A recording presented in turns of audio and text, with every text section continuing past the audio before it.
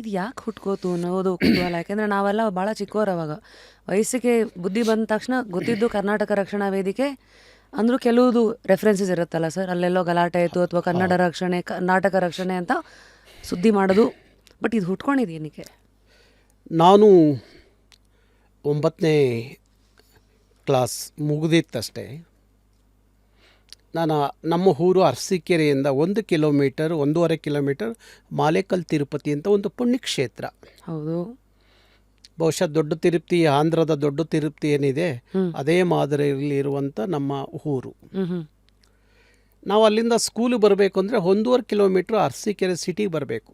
ಸರಿ. ಬರುವಾಗ ನಾವು ಹೈಸ್ಕೂಲ್ನಲ್ಲಿ ಓದುವಂಥ ಸಂದರ್ಭದಲ್ಲಿ ಅರಸೀಕೆರೆ ಒಳಗಡೆ ಈ ಗಣೇಶನ ಉತ್ಸವ, ಗಣೇಶನ ಕಾರ್ಯಕ್ರಮವನ್ನು ಸುಮಾರು 3 ತಿಂಗಳ ಕಾಲ ನಡೆಯುತ್ತೆ.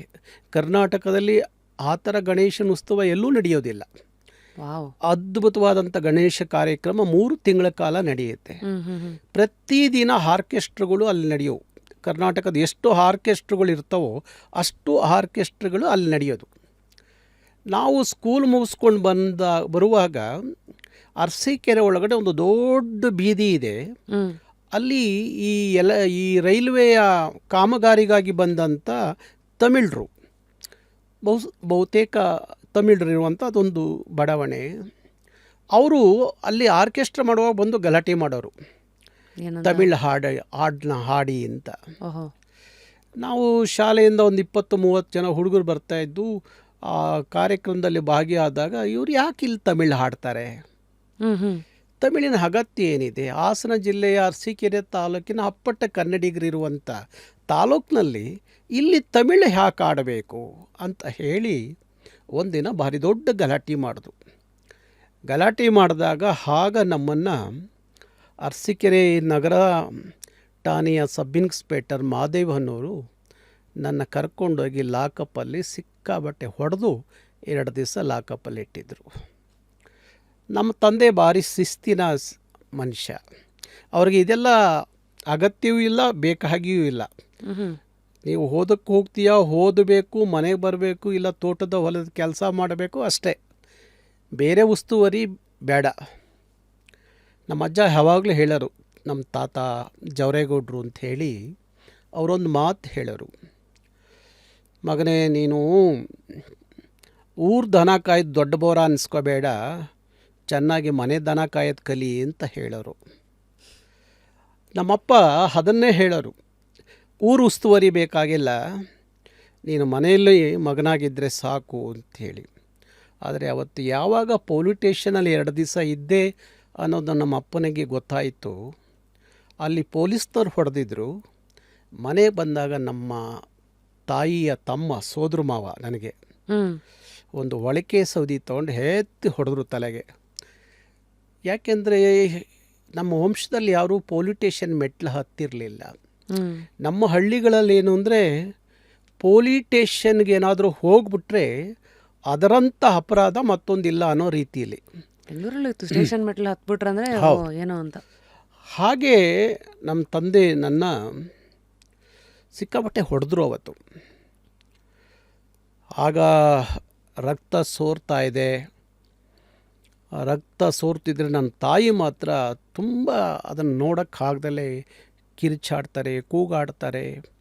ಆಗ ನಮ್ಮಲ್ಲೆಲ್ಲ ಯಾವುದೇ ಆಸ್ಪತ್ರೆ ಮೆಡಿಷನ್ನು ಮತ್ತೊಂದು ಭಾರಿ ಕಷ್ಟ.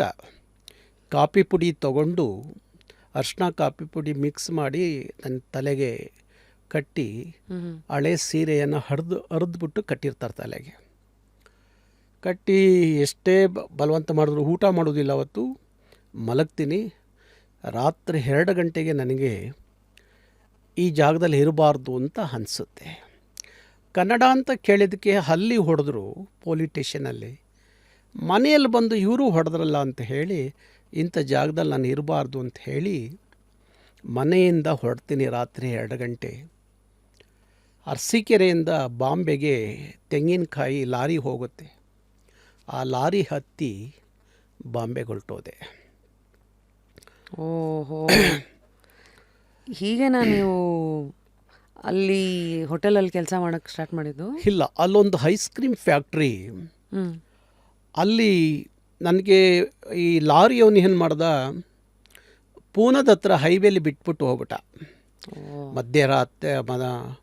ಅದು ಇಲ್ಲಿ ಹತ್ತಿದ್ದು ಮಧ್ಯರಾತ್ರಿ, ಅಲ್ಲಿ ಇಳಿದಿದ್ದು ಮಧ್ಯರಾತ್ರಿ ಲಾರಿಲಿ. ಆ ಟೈಮಲ್ಲಿ ನನಗೇನು ಭಾಷೆ ಮತ್ತು ಜನರ ಪರಿಚಯ ಇಲ್ಲ. ಒಂದು ಲೈಟ್ ಬೆಳಕಲ್ಲಿ ಕೂತಿದ್ದೆ. ಅಲ್ಲಿ ಒಂದಷ್ಟು ಜನ ಮರಾಠಿ ಹುಡುಗರು ಈ ಕುಡ್ಕೊಂಡು ಡೋಲಾ ಕಿಲಾಕ್ ಬಡ್ಕೊಂಡು ಹಾಡು ಹೇಳ್ಕೊಂಡು ಇದ್ದರು. ಅವರು ನನ್ನ ಹತ್ರ ಬರ್ತಾರೆ. ಅವರು ಮರಾಠಿಲಿ ಮಾತಾಡಿಸ್ತಾರೆ, ಹಿಂದಿಲಿ ಮಾತಾಡಿಸ್ತಾರೆ. ನನಗೆ ಆ ಭಾಷೆ ಗೊತ್ತಿಲ್ಲ. ಅದರಲ್ಲಿ ಒಬ್ಬ ಕನ್ನಡದ ಹುಡುಗ ಇರ್ತಾನೆ, ಅವನು ಚನ್ನರಾಯಪಟ್ಟಣದ ಹುಡುಗ. ಅವನು ಕನ್ನಡದಲ್ಲಿ ಮಾತಾಡಿಸಿದಾಗ ನನಗೆ ಅವನ ಜೊತೆಲಿ ಮಾತಾಡ್ತೀನಿ. ಅವನು ರಾತ್ರಿ ಅವತ್ತು ಬೆಳಗಿನ ಜಾವಕ್ಕೆ ಅವನ ರೂಮಿಗೆ ಕರ್ಕೊಂಡು ಹೋಗ್ತಾನೆ ಪೂನಾಗೆ. ಅವನು ನನಗೊಂದು ಕೆಲಸ ಕೊಡಿಸ್ತಾನೆ ಪೂನಾದಲ್ಲಿ. ಒಂದು 6-7 ತಿಂಗಳು ಪೂನಾದಲ್ಲಿ ಕೆಲಸ ಮಾಡ್ತೀನಿ. ಅಲ್ಲಿಂದ ಅವನು ಬಾಂಬೆಗೆ ಹೋಗ್ತಾನೆ, ನನ್ನೂ ಬಾಂಬೆಗೆ ಕರ್ಕೊಂಡು ಹೋಗ್ತಾನೆ.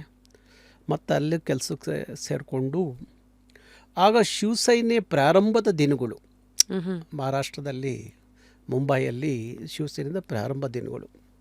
ಸಿಕ್ಕಾಬಟ್ಟೆ ದಕ್ಷಿಣ ಭಾರತೀಯರು ಅಂದರೆ ಅವರು ಭಾರಿ ಗಲಾಟೆ ಮಾಡೋರು. ಏನಕ್ಕೆ? ಶಿವಸೈನ್ಯದವರು ಅಲ್ಲಿ ಎಲ್ಲ ಬಂದು ಎಲ್ಲ ಕೆಲಸ ಕಾರ್ಯಗಳನ್ನೆಲ್ಲ ಎಲ್ಲದೂ ಬರೀ ಈ ದಕ್ಷಿಣ ಭಾರತದವರೇ, ತಮಿಳರು ಕನ್ನಡದವರು ಜಾಸ್ತಿ ಆದರು ಅಂತೇಳಿ ಬಾಂಬೆಲಿ ಅದಕ್ಕೆ ತುಂಬ ವಿರೋಧ ಮಾಡೋರು. ಕೊನೆಗೆ ಆದರೂ ನಾನು 6-7 ವರ್ಷ ಬಾಂಬೆಲಿ ಬದುಕಿದೆ. ಯಾರ ಸಂಪರ್ಕ ಇಲ್ಲ, ಮನೆಯ ಸಂಪರ್ಕ, ಕುಟುಂಬದ ಯಾವ ಸಂಪರ್ಕವೂ ಇಲ್ಲದೆ ಅಲ್ಲಿ ಬದುಕಿದೆ. ಆಮೇಲೆ ಬೆಂಗಳೂರು ಬಂದೆ, ಬೇಡ ಅಂತ ಹೇಳಿ ಬೆಂಗಳೂರಿಗೆ ಬಂದೆ. ಯಾಕೆ ಬೇಡ ಅನ್ಸಿದ್ದು? ಯಾಕೆಂದರೆ ಅಲ್ಲಿಯ ಪರಿಸ್ಥಿತಿ ಸರಿ ಇರಲಿಲ್ಲ. ಬಾಂಬೆ ಅವತ್ತಿನ ಪರಿಸ್ಥಿತಿ ಸರಿ ಇರಲಿಲ್ಲ. ನನ್ನ ಇದ್ದಂಥ ವಾತಾವರಣದಲ್ಲಿ ತುಂಬ ರೌಡಿಸಮ್ ಇದ್ದಂಥ ಏರಿಯಾ ಅದು. ಹಾಂದೇರಿ ಅಂತ ಹೇಳಿ ಬಾಂಬೆಯಲ್ಲಿ ತುಂಬ ಆಗಾಗ ಗಲಾಟೆ ಗಲಭೆ ನಡೀತಾ ಇದ್ದಂಥ ಏರಿಯಾ. ಹಾಗಾಗಿ ನನಗೆ ಅಣ್ಣ ಯಾರ ಮುಖಾಂತರನೂ ನಾನು ಬಾಂಬೆಲಿರೋದು ಗೊತ್ತಾಗಿ ಅಣ್ಣ ಬೆಂಗಳೂರು ಇದ್ದರು. ಅವರು ನನ್ನ ಬೇಡ ಬಾಂಬೆ ಬಂದ್ಬಿಡು ಅಂತ ಹೇಳಿ ಕರೆಸ್ಕೊಂಡ್ರು. ಬೆಂಗಳೂರಿಗೆ ಬಂದಾಗ ನನಗೆ ಅನಿಸಿದ್ದು ಅವತ್ತಿನ ಸಂದರ್ಭಕ್ಕೆ ಬೆಂಗಳೂರು ಭಾರಿ ದೊಡ್ಡ ತಮಿಳುಮಯ ಬೆಂಗಳೂರು ಅವತ್ತಿನ ಕಾಲಕ್ಕೆ. ಇದು ಯಾವ ಇಸ್ವಿ ಇದು? ಇತ್ತು ಒಂದು 84 ಬಹುಶಃ ಆ ಸಂದರ್ಭವನ್ನು ನೆನೆಸ್ಕೊಂಡ್ರೆ ಹೆದರಿಕೆ ಆಗುತ್ತೆ. ಶ್ರೀರಾಮ್ಪುರ ಅಂತ ಒಂದು ಬೆಂಗಳೂರಿನಲ್ಲಿದೆ. ಶ್ರೀರಾಮ್ಪುರ, ಹೋಕ್ಲಿಪುರ ಇವೆಲ್ಲ. ಅಲ್ಲಿ ಏನಾದರೂ ಕನ್ನಡವನ್ನು ಮಾತಾಡ್ಕೊಂಡು ಹೋಗ್ತಿದ್ರೆ ಮುಖದ ಮೇಲೆ ಒಂದು ಕುರುಪು ಹಾಕೋರು. ಹಾಂ, ಶ್ರೀರಾಮ್ಪುರದ ಬೀದಿಯಲ್ಲಿ ಕನ್ನಡವನ್ನು ಮಾತಾಡ್ಕೊಂಡು ಹೋದರೆ ಒಂದು ಮುಖದ ಮೇಲೆ ಕುರುಪು ಅಂತ ಹಾಕೋರು, ರೇಸರ್ ತೊಗೊಂಡು ಹೊಡೆಯೋರು ಮುಖದ ಮೇಲೆ. ಅಂಥದ್ದೊಂದು ಕಾಲ. ಎಲ್ಲೂ ನೋಡಿದ್ರು ಇಡೀ ಬೆಂಗಳೂರಲ್ಲಿ 100 ಅಡಿ ಬಾವುಟ, ತಮಿಳು ಬಾವುಟಗಳು ಹಾರಾಡ್ತಿದ್ದಂಥ ಕಾಲ. ಇಡೀ ಬೆಂಗಳೂರನ್ನ ಆಳ್ತಿದ್ದಂಥ ರೌಡಿಗಳೆಲ್ಲರೂ ಬಹುತೇಕ ತಮಿಳರೇ ಇದ್ದರು. ಅದು ಬೆಕ್ಕಿಂಕಂಡ್ ರಾಜೇಂದ್ರ ಇರ್ಬೋದು, ಮಣಿಭಾರತಿ ಇರ್ಬೋದು, ಚಕ್ರೆ ಇರ್ಬೋದು, ಮಾರಿಮುತ್ತಿ ಇರ್ಬೋದು, ಇಂಥ ಬಹುತೇಕರೆಲ್ಲರೂ ಆಳ್ತಿದ್ದಂಥ ಅವತ್ತಿನ ಕಾಲ. ಅಂಥ ಸಂದರ್ಭದಲ್ಲಿ ನಾನು ಬೆಂಗಳೂರಿಗೆ ಬಂದಾಗ ನಾನು ಪ್ರಾರಂಭದಾಗಿ ಒಂದು ಹವಿನಿ ರಸ್ತೆಯ ಸಿಟಿ ಸ್ಟೇಟಲ್ಲಿ ಒಂದು ಕೆಲಸಕ್ಕೆ ಸೇರಿಕೊಂಡೆ ನಾನು. ಅಲ್ಲಿ ಬಹುಶಃ ಎಲ್ಲ ಕಡೆ ಹುಡುಕ್ತೆ ಕೆಲಸಕ್ಕೆ ಸಿಗಲಿಲ್ಲ. ಅಲ್ಲಿ ಒಂದು ಸಿಲ್ಕ್ ಕೋಟಿ, ಅದು ಸಿಲ್ಕ್ ಫ್ಯಾಕ್ಟ್ರಿಯಲ್ಲಿ ಕೆಲಸಕ್ಕೆ ಸೇರಿಕೊಂಡೆ. ನನಗೆ ಆವಾಗ ಕೊಟ್ಟಿದ್ದು 230 ರೂಪಾಯಿ ಸಂಬಳ. 84-85 ಆಸ್ಪಾಸ್. ಹೌದು, 230 ರೂಪಾಯಿ ಸಂಬಳ. ನಾನಲ್ಲೊಬ್ಬರು ನಮ್ಮ ಸಂಬಂಧಿಕರಿದ್ದರು, ಅವ್ರ ಮನೇಲಿ ಇದ್ದೆ ನಾನು. 230 ರೂಪಾಯಿ ಅವರು ತೊಗೊಂಬಿಟ್ರು ತಿಂಗಳ. ನಮಗೇನು ಕೊಡ್ತಿರಲಿಲ್ಲ. ಖರ್ಚಿಗೆ ಕಾಸಿಲ್ಲ ಅಂತ ಹೇಳಿ ಎಷ್ಟೋ ಸಲ 50 kg ರೇಷ್ಮೆ ಮೂಟೆಯನ್ನು ಹೊತ್ಕೊಂಡು 1 ಕಿಲೋಮೀಟ್ರ್ ಹೋಗಿ ಹಾಕ್ಬಿಟ್ಟು ಬಂದರೆ ಒಂದು ಮೂಟೆಗೆ 2 ರೂಪಾಯಿ ಕೊಡೋರು. ಇದು ಎಕ್ಸ್ಟ್ರಾ. 50 kg ಮೂಟೆ ಹೊತ್ಕೊಂಡೋಗಿ 1 ಕಿಲೋಮೀಟ್ರ್ ಹಾಕಿ ಬಂದರೆ 2 ರೂಪಾಯಿ ಕೊಡೋರು. ಇವರು ಸಂಬಳ ಎಲ್ಲ ಇವರು ತಗೊಂಬಿಡ್ತಿದ್ರು. ಖರ್ಚಿಗೆ ಕಾಸು ಬೇಕಾಗಿತ್ತಲ್ಲ, ಅದಕ್ಕೆ ದಿನಕ್ಕೆ ಒಂದು 4-5 ಮೂಟೆಯನ್ನು ಹೊತ್ಕೊಂಡೋಗಿ ಹಾಕ್ತಿದ್ದೆ. ಹಾಗೇ ಬೆಳೀತಾ ಕೊನೆಗೆ ಅವ್ರ ಮನೆಯಲ್ಲಿ ನನಗೆ ಯಾಕೋ ಇರಲಿಕ್ಕೆ ಇಷ್ಟ ಇಲ್ಲ. ಅವ್ರ ಮನೇಲಿ ಒಂದು ಬಕೆಟ್ ಸ್ನಾನಕ್ಕೆ ನೀರು ಕೊಟ್ಟರೆ ಮತ್ತೊಂದು ಬಕೆಟ್ ನೀರು ಕೇಳೋಂಗಿರಲಿಲ್ಲ. 2 ದೋಸೆ ಕೊಟ್ಟರೆ 2 ಇಡ್ಲಿ ಕೊಟ್ಟರೆ ಮತ್ತೊಂದು ಕೇಳೋಂಗಿರಲಿಲ್ಲ. ಹಾಗಾಗಿ ಆ ಸಂದರ್ಭಗಳು ಬೇಡ ಅಂಥೇಳಿ ಅವ್ರ ಮನೆ ಬಿಟ್ಟು ಹೊರಗಡೆ ಹೋದೆ. ಇಲ್ಲೇ ಮಡಿವಾಳದ ಹತ್ರ ಒಂದು ರೂಮ್ ಮಾಡಿಕೊಂಡು ಇದ್ದನು. ಅಲ್ಲಿಂದ ನಾನು ಒಂದು ಗಾರ್ಮೆಂಟ್ಸ್ ಉದ್ಯಮದಲ್ಲಿ ಹೋಗಿ ಕೆಲಸಕ್ಕೆ ಸೇರಿಕೊಂಡೆ. ಆಗ ನನಗೆ 400 ರೂಪಾಯಿ ಕೊಟ್ಟರು ಸಂಬಳ. ಹಾಗೇ ಇದ್ದವನು ನನ್ನ ಒಂದು ದಿವಸ ನನ್ನ ತಾಯಿ ನನ್ನ ನೋಡಬೇಕು ಅಂತ ಹೇಳಿ ಬರ್ತಾರೆ ಬೆಂಗಳೂರಿಗೆ. ಅಲ್ಲಿವರೆಗೂ ಸಂಪರ್ಕ ಇಲ್ಲವೇ ಇಲ್ಲ. 7-8 ವರ್ಷ ಯಾರ ಸಂಪರ್ಕವೂ ಇಲ್ಲ. ಆಗ ತಾಯಿ ಬರ್ತಾರೆ. ತಾಯಿ ಬಂದು ನನ್ನ ಮಾತಾಡಿಸಿ ಆಗ ಅವರ ಕೊರಳಲ್ಲಿದ್ದಂಥ ಕಾಸಿನ ಸರ, ನಮ್ಮ ಅಜ್ಜಿ ನಮ್ಮ ತಾಯಿ ಕೊಟ್ಟಿದ್ದಂಥ ಕಾಸಿನ ಸರ, ಆ ಕಾಸಿನ ಸರವನ್ನು ಮಾರ್ತಾರೆ ಬೆಂಗಳೂರಲ್ಲಿ. ನನಗೆ 70,000 ರೂಪಾಯಿ ದುಡ್ಡು ಕೊಡ್ತಾರೆ. ಆ 70,000 ರೂಪಾಯಿ ದುಡ್ಡು ತೊಗೊಂಡು ಒಂದು ಸೈಕಲ್ ತೊಗೋತೀನಿ, ಡಬಲ್ ಕ್ಯಾರಿಯರ್ ಸೈಕಲ್. ಅದು ಹೋಲ್ಸೇಲಾಗಿ ಸ್ಟೇಷನರಿನ ತೊಗೋತಾ ಇದ್ದೆ. ಮುಂದೆ 2 ಬ್ಯಾಗು, ಹಿಂದ್ಗಡೆ ಹೈಟಿಗೆ ಸೈಕಲ್ಲಿ ಬುಕ್ಕು ಸ್ಟೇಷನರಿ ಐಟಮ್ ಕಟ್ಕೊಂಡು ಇಡೀ ಬೆಂಗಳೂರು ಸುತ್ತಾ ಇದ್ದೆ. ಬಟ್ ಈಗಿನ ಟ್ರಾಫಿಕ್ ಅಲ್ಲ ಬೆಂಗಳೂರು, ಅದು ಭಾರೀ ಚೆನ್ನಾಗಿತ್ತು ಬೆಂಗಳೂರು, ಅವತ್ತಿನ ಬೆಂಗಳೂರು. ಹಾಗೆ ಸುತ್ತಿ ಸುತ್ತಿ ಒಂದು ದಿನಕ್ಕೆ 2-3 ಕಡೆ ಕೆಲಸ ಮಾಡ್ತಿದ್ದೆ ನಾನು. ಅದರ ಜೊತೆಯಲ್ಲಿ ಮಾಡಿಕೊಂಡು ನನ್ನ ಅಪ್ಪ ಯಾವಾಗಲೂ ನನಗೊಂದು ಮಾತು ಹೇಳೋರು. ನಾವು 9 ಜನ ಮಕ್ಕಳು.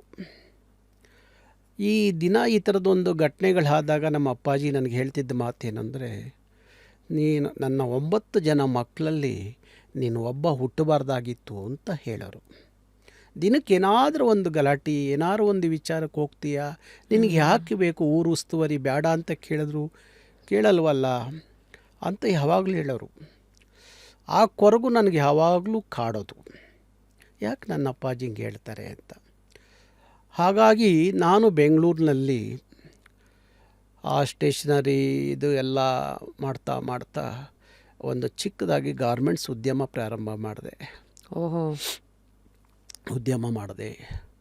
ಒಂದು ಆಡಿಯೋ ಉದ್ಯಮ ಮಾಡಿದೆ. ಆಡಿಯೋ ಉದ್ಯಮ ಅಂದರೆ ಆಡಿಯೋ ಕ್ಯಾಸೆಟ್ ಉದ್ಯಮ ಅಂದರೆ ಕ್ಯಾಸೆಟ್ ಅಂಗಡಿ. ಕ್ಯಾಸೆಟ್ಟು ರಿಕಾರ್ಡ್ ಮಾಡ್ತಿದ್ದು, ಇದನ್ನು ಮಾಡಿ ರಿಕಾರ್ಡ್ ಮಾಡಿಸಿ ಸ್ಟುಡಿಯೋಗಳಲ್ಲಿ ಅದನ್ನು ಇಡೀ ಎಲ್ಲ ರಾಜ್ಯದ ಎಲ್ಲ ಅಂಗಡಿಗಳಿಗೆ ಹೋಲ್ಸೇಲಾಗಿ ಹಾಕ್ತಾಯಿದ್ದೆ ಹೋಗಿ. ಆಮೇಲೆ ನಾನು ಬಹುಶಃ ಒಂದು 7-8 ವರ್ಷದ ನಂತರ ನಾನು ಒಂದು ಹೊಸ ಕಾರ್ ತಗೊಂಡು ಊರಿಗೋದೆ. ಯಾರು ನಮ್ಮ ಅಪ್ಪನಿಗೆ ನನ್ನ ಮೇಲೆ ಚಾಡಿ ಹೇಳ್ತಿದ್ರು ಅವರೆಲ್ಲ ನನ್ನ ನೋಡೋಕ್ಕೆ ಬಂದು ಕೂತಿದ್ರು ಅವತ್ತು. ಹಾಗಾಗಿ ಅಲ್ಲಿಂದ ಹಾಗೆ ವ್ಯಾಪಾರದ ಇದು ಪ್ರಾರಂಭ ಆಯಿತು. Real estate, finance? ಇಲ್ಲ, ರಿಯಲ್ ಎಸ್ಟೇಟು ಏನು ಹೋಗಲಿಲ್ಲ. ನಾನು ಫೈನಾನ್ಸು ಸ್ಟಾರ್ಟ್ ಮಾಡಿದೆ. ಆಮೇಲೆ ಈ ಗೋಲ್ಡ್, ಬಾಂಬೆಯಿಂದ ಗೋಲ್ಡ್ ತರಿಸ್ತಾ ಇದ್ದೆ. ಅದನ್ನು ಇಲ್ಲಿ ಎಲ್ಲ ಜ್ಯುವೆಲರಿ ಶಾಪ್ಗಳಿಗೆ, ರೀಟೇಲ್ಗೆ ಕೊಡ್ತಾಯಿದ್ದೆ. ಹೀಗೆ ಮಾಡ್ತಾ ಅದಕ್ಕಿಂತ ಮುಂಚೆ ಮೊದಲಿಂದಲೂ ನನಗೆ ಈ ರಾಜ್ಕುಮಾರ್ ಒಂದೇ ಪಂಚಪ್ರಾಣ. ನಾವು ಅಭಿಮಾನಿ ಸಂಘ, ಅರಸೀಕೆರೆ ಒಳಗಡೆ ಅಭಿಮಾನಿ ಸಂಘವನ್ನು ಮಾಡಿಕೊಂಡಿದ್ದವರು. ಹಾಗಾಗಿ ನಾನು ರಾಜ್ಕುಮಾರ್ ಮೇಲಿದ್ದಂಥ ಅಭಿಮಾನಕ್ಕೆ, ಪ್ರೀತಿಗೆ ಯಾಕೆ ಒಂದು ಸಂದರ್ಭ, ನಮ್ಮ ಅಜ್ಜಿದೊಂದು ಬೆಳ್ಳಿದು ಡಾಬಿತ್ತು, ಡಾಬು. ರಾಜ್ಕುಮಾರ್ ಹುಟ್ಟಿದ ಹಬ್ಬ ಮಾಡಬೇಕು, ಯಾರೋ ನಮ್ಮ ಊರವರು ಹಿರಿಯರು ಹೇಳಿದರು, ನೀವು ಮಾಡು, ನಾನು ದುಡ್ಡು ಕೊಡ್ತೀನಿ ನಿನಗೆ ಅಂತ ಹೇಳಿದರು. ಇವೆಲ್ಲ ಆದಮೇಲೆ ಅಲ್ಲ, ಅದಕ್ಕಿಂತ ಮುಂಚೆ ಒಂದು ಘಟನೆ, ಅದನ್ನು ನೆನಪಂತ ಅದಕ್ಕೆ ಹೇಳ್ತಾ ಇದ್ದೆ. ಆ ರಾಜ್ಕುಮಾರ್ ಅಂದರೆ ಎಷ್ಟು ಪ್ರೀತಿ ಇತ್ತು ಅನ್ನೋದಕ್ಕೆ ಹೇಳಿದ್ದು. ಆ ಡಾಬು ಅವತ್ತು ಹುಟ್ಟಿದ ಹಬ್ಬ ಮಾಡೋಕ್ಕೆ ದುಡ್ಡಿಲ್ಲ ಅಂದ್ಬಿಟ್ಟು ಆ ಡಾಬ್ ತೊಗೊಂಡು ಹೋಗ್ಬಿಟ್ಟು ಮನೆಯಿಂದ ಆ ಡಾಬ್ ಮಾರಿ ರಾಜ್ಕುಮಾರ್ ಹುಟ್ಟಿದ ಹಬ್ಬ ಮಾಡಿದ್ದೆ. ಒಂದು ದಿವಸ ಗೊತ್ತಾಗಿ ಸಿಕ್ಕಾಬಟ್ಟೆ ಹೊಡೆದಿದ್ರು. ಅಂಥ ಹುಚ್ಚು ಅಭಿಮಾನ ಇತ್ತು ರಾಜ್ಕುಮಾರ್ ಬಗ್ಗೆ. ಬೆಂಗಳೂರಿಗೆ ಬಂದ ಮೇಲೆ ಒಂದಷ್ಟು ಬಿಸ್ನೆಸ್ ಕಡೆ ಹೆಚ್ಚು ಗಮನ ಕೊಟ್ಟೆ, ಒಂದಷ್ಟು ಸಂಪಾದನೆ ಮಾಡಿದೆ, ಒಂದಷ್ಟು ಮನೆ ಮನೆ ತೊಗೊಂಡೆ, ಮನೆ ಕಟ್ಟಿದೆ, ಒಂದಷ್ಟು ಸೈಟ್ಗಳು ಅದು ಇದು ಎಲ್ಲ ಮಾಡಿದೆ. ಆಮೇಲೆ ರಾಜ್ಕುಮಾರ್ ಅಭಿಮಾನಿ ಸಂಘದಲ್ಲಿ ನಾನು ಒಂದಷ್ಟು ಕೆಲಸ ಮಾಡಿದೆ. ಆಮೇಲೆ ರಾಜ್ಕುಮಾರ್ ಅವ್ರನ್ನ ಭಾರಿ ಹತ್ತಿರದಿಂದ ನೋಡಿದಂಥ ಭಾಗ್ಯ.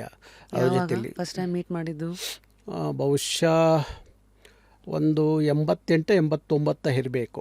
ಯಾವ ಸಂದರ್ಭ ಅದು? ಮುತ್ತತ್ತಿಯಲ್ಲಿ ಅವರ ಮಗಳು ಲಕ್ಷ್ಮೀ ಅವರ ಮಗುದು ಮುಡಿ ಕಾರ್ಯಕ್ರಮ. ಮುತ್ತತ್ತಿ ಅವರ ಮನೆ ದೇವರು ಅವಾಗ ಮುತ್ತತ್ತಿ. ಅಲ್ಲಿ ಮೊದಲನೇ ಭೇಟಿ ರಾಜ್ಕುಮಾರ್ದು.